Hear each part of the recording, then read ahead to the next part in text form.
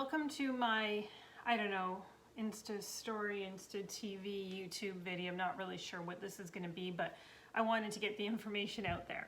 So, what I wanted to do today is make a video about a couple things, all pretty relatable. The number one thing is, in my last house, I had a faucet that I spray painted, and I guess a lot of people found that fascinating, and I got some great feedback, and some people wanting to know what I used. And I didn't want to just throw the colors out there with giving a little bit of an explanation of what exactly I did. Wasn't that complicated, but for one thing, I didn't take the faucet off. I suggest if you have somebody around who's handy enough to do that, that's probably the much easier way to go. I guess it's easier if you know how to do it. For me, I didn't take it off. That's right. I left it on. I taped around it. I put newspaper on the backsplash, taped everything around it. I'll try and figure out how I can share a photo with you of that. So that's another way to do it, and it worked out fine for me. I did get a little bit of spray paint on the countertop, but I was able to wipe it off right away, so it worked out. The spray paint that I used is actually two colors. I layered the colors so that it would give a little bit more depth and a little bit more interest, and hopefully a little bit more realistic. Both spray paints that I used were paint and primer in one. This one here is by Krylon, K-R-Y-L-O-N, and it's metallic gold. And this one here is rust aluminum from Universal, and it's champagne mist, sorry. I did this one first and layered with this one on top. This was my base. That's what I decided to do. And I actually kind of went back and forth after again to see where I wanted a little bit more depth and to give the illusion, like I said, that it was real. I know it didn't necessarily look real, but I think it turned out pretty good. So, you know, if you want to update your look without having to spend, you know, $500–600 on a faucet, highly recommend taking this route. And the other question is, did it last? Well, I only had the house for about 3 months or so after I did it, but I had no issue in that 3 months of it coming off whatsoever. So I would say yes, it lasted pretty good. And if you need to touch it up, you know, in a year or so, big deal. Maybe you'll decide to move on to something else at that point, and it won't really matter, and all this will set you back is, I don't know, 20 bucks or something. So there it is. That's what I did. Next thing I'm going to talk about is metals.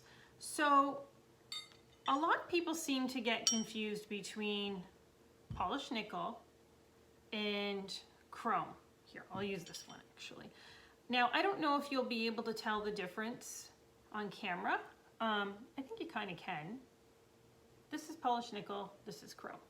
See, so polished nickel has a lot more warmth to it, and chrome is got a more of a white undertone, bright, which can be really beautiful in the right application. However, when I'm working with golds, I like to use polished nickel because the warmth I find in the polished nickel plays well off of the gold. Now, I would never put these together in one kitchen, meaning I wouldn't have a polished nickel knob and a gold or brass or, you know, handle on the, say, drawer and cupboard. I think never. I don't know. I don't know what could happen in the future, but at this point I'm going to say I would never do that. Now I would use these in another room adjacent to it, or like in my house, my lighting in the kitchen is polished nickel and the hardware in the kitchen is the gold.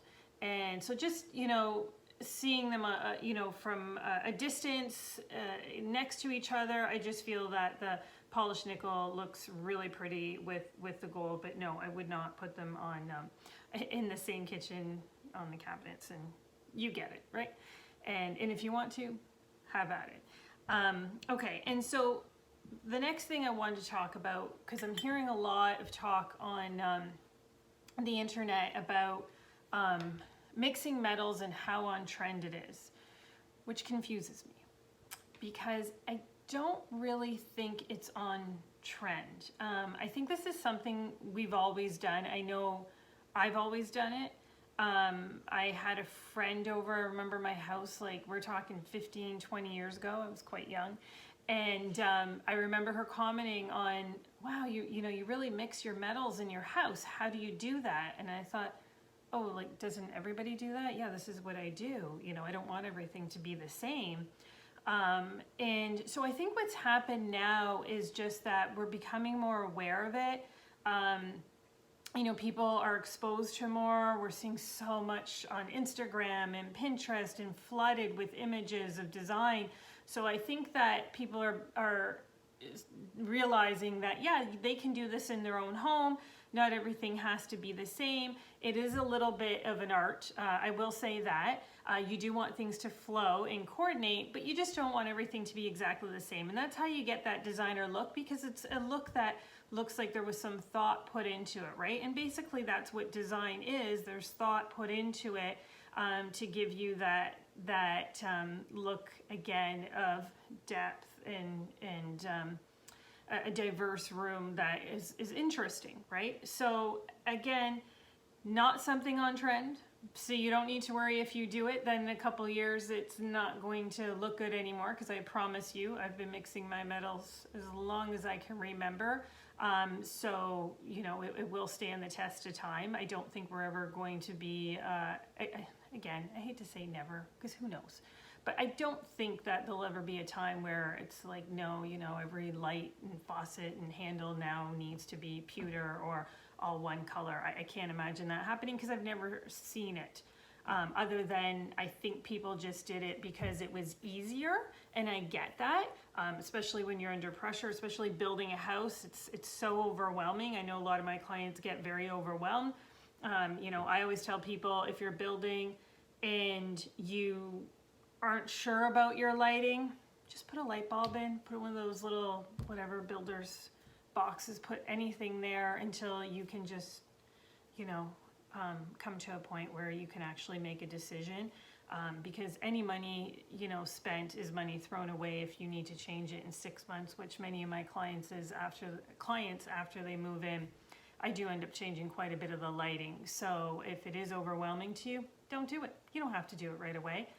Nothing needs to be done right away. Maybe get that one great light fixture in the foyer, and then kind of build from there, but that's a whole nother topic.